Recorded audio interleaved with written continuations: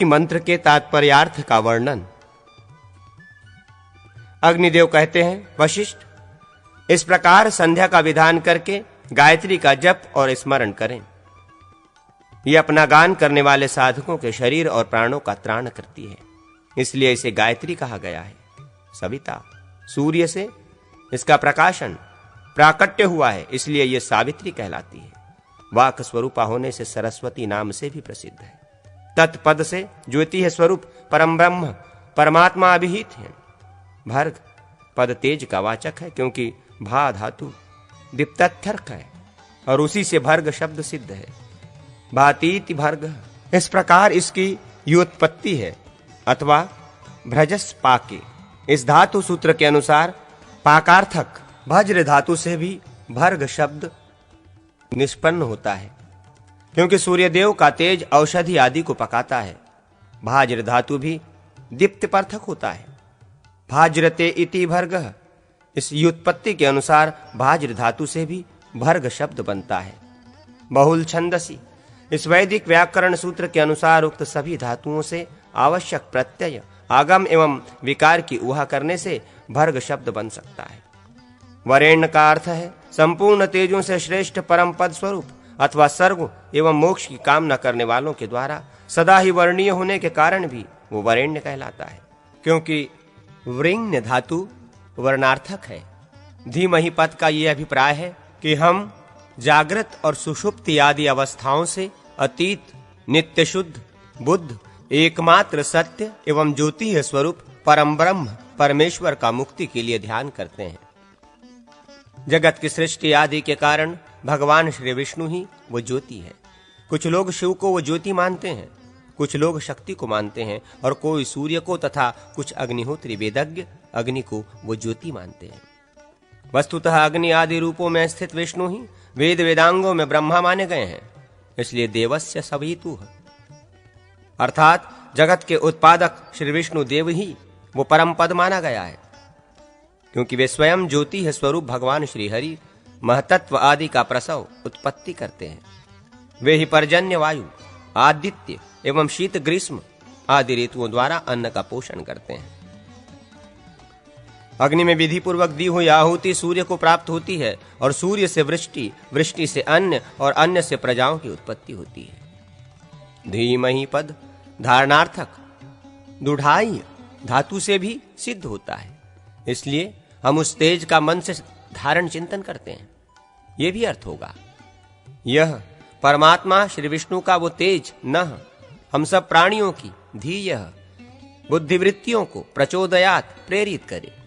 वे ईश्वर ही कर्म फल का भोग करने वाले समस्त प्राणियों के प्रत्यक्ष और अप्रत्यक्ष परिमाणों से युक्त समस्त कर्मों में विष्णु सूर्य और अग्नि रूप से स्थित हैं। ये प्राणी ईश्वर की प्रेरणा से ही शुभाशुभ कर्मानुसार स्वर्ग अथवा नरक को प्राप्त होता है। श्री हरि द्वारा महतत्व आदि रूप से निर्मित ये संपूर्ण जगत ईश्वर का आवास स्थान है।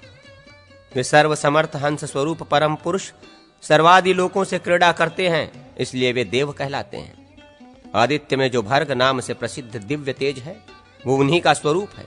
मोक्ष चाहने वाले पुरुषों को जन्म मरण के कष्ट से और दैहिक, दैविक और भौतिक त्रिविध दुखों से छुटकारा पाने के लिए ध्यानस्थ होकर इस परम पुरुष का सूर्य मंडल में दर्शन करना चाहिए। वे ही तत्वमसि आदि औपनिषदक महावाक्यों द्वारा प्रतिपादित सचित्त स्वरूप परम ब्रह्म है। संपूर्ण लोकों का निर्माण करने वाले सविता देवता का जो सबके लिए वर्णीय भर्ग है, वो विष्णु का परम पद है, और वही गायत्री का ब्रह्म रूप चतुर्थ पाद है।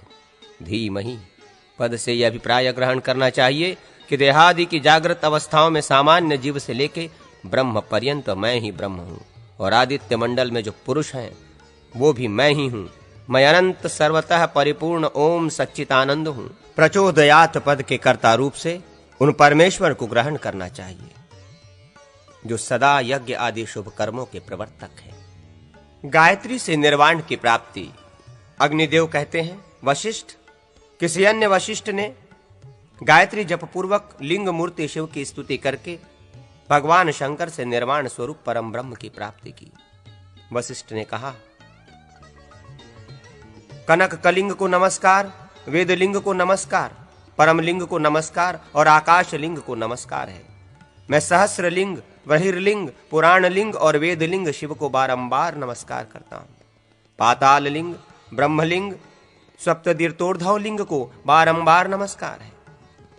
मैं सर्वात्मलिंग, सर्वलोंगांकिक लिंग, अव्यक्त लिंग, बुद्धि लिंग, अहंकार लिंग, भूत लिंग, इंद्रिय लिंग, तन्मात्र लिंग, पुरुष लिंग, भावलिंग, रजोधर्व लिंग, सत्वलिंग, भवलिंग, त्रैगुण्य लिंग, अनागत लिंग, तेजोलिंग, वायुर्धुर्व लिंग, श्रुति लिंग, अथर्व लिंग, समलिंग, यज्ञांग लिंग, यज्ञ लिंग, तत्व लिंग और देवानुगत लिंग रूप भगवान शंकर को बारंबार नमस्कार करता हूं।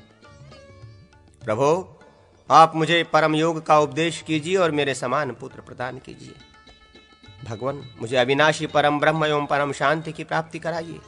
मेरा वंश कभी क्षीण न हो और मेरी बुद्धि सदा धर्म में लगी रहे। अग्निदेव कहते हैं, प्राचीन काल में श्री शैल पर वशिष्ठ के इस प्रकार स्तुति करने पर भगवान शंकर प्रसन्न हो गए और वशिष्ठ को वर देकर वहीं अंतर्धान हो गए। राजा अभिषेक की विधि। अग्निदेव कहते हैं, वशिष्ठ, पूर्व काल में परशुराम जी के पूछने पर पुष्कर ने उनसे जिस प्रकार राजधर्म का वर्णन किया था वही मैं तुमसे बतला रहा हूं। पुष्कर ने कहा, राम, मैं संपूर्ण राजधर्मों से संग्रहित करके राजा के धर्म का वर्णन करूंगा। राजा को प्रजा का रक्षक, शत्रुओं का नाशक और दंड का उचित उपयोग करने वाला होना चाहिए। वो प्रजाजनों से कहे कि धर्म मार्ग पर स्थित रहने वाले आप सब लोगों की मैं रक्षा करूंगा और अपनी इस प्रतिज्ञा का सदा पालन करें। राजा को वर्ष फल बताने वाले एक ज्योतिषी तथा ब्राह्मण पुरोहित का वर्ण कर लेना चाहिए। साथ ही संपूर्ण राजशास्त्रीय विषयों तथा आत्मा का ज्ञान रखने वाले मंत्रियों का और धार्मिक लक्षणों से संपन्न राजमहिषी का भी वर्ण करना उचित है। राज्यभार ग्रहण करने के 1 वर्ष बाद राजा को सब सामग्री एकत्रित करके अच्छे समय में विशेष समारोह के साथ अपना अभिषेक कराना चाहिए।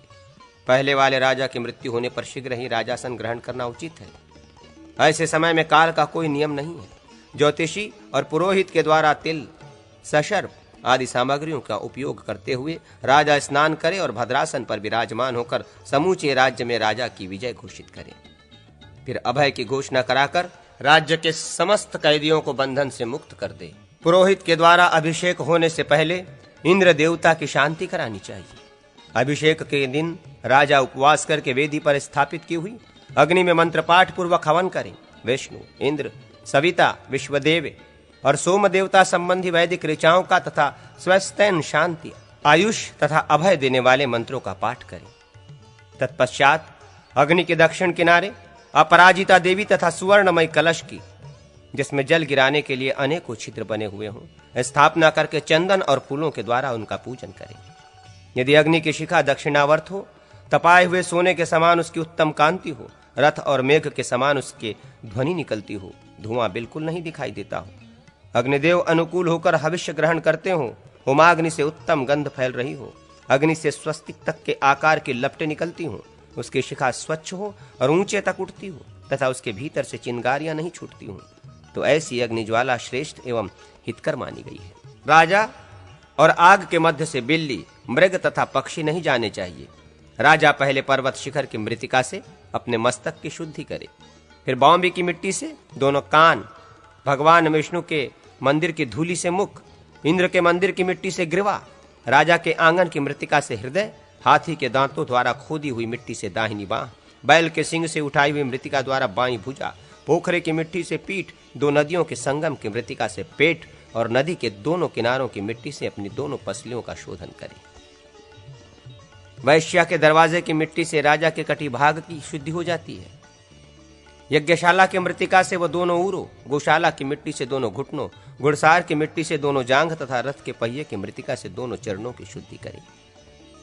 इसके बाद पंचगव्य के द्वारा राजा के मस्तक की शुद्धि करनी चाहिए।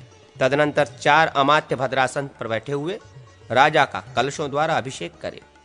ब्राह्मण जातीय सचिव एवं पूर्व दिशा की ओर धृतपूर्ण सुवर्ण कलश द्वारा अभिषेक आरंभ करे। क्षत्रिय दक्षिण की ओर खड़ा होकर दूध से भरे हुए चांदी के कलश से, वैश्य पश्चिम दिशा में स्थित हो ताम्र कलश एवं दही से तथा शूद्र उत्तर की ओर से मिट्टी के घड़े के जल से राजा का अभिषेक करे। तदनंतर वह हर्षों, ऋग्वेदी विद्वानों में श्रेष्ठ ब्राह्मण मधु से और छंदोग अर्थात सामवेदी विप्र कुश के जल से नरपति का अभिषेक करे। इसके बाद पुरोहित जल गिराने के अनेकों छिद्रों से युक्त सुवर्णमय कलश के पास जा सदस्यों के बीच विधिवत अग्नि रक्षा का कार्य संपन्न करके राज्याभिषेक के लिए जो मंत्र बताए गए हैं उनके द्वारा अभिषेक करे। उस समय ब्राह्मणों को वेद मंत्रोच्चारण करते रहना चाहिए। तत्पश्चात पुरोहित वेदी के निकट जाए और सुवर्ण के बने हुए 100 छिद्रों वाले कलश से अभिषेक आरंभ करे।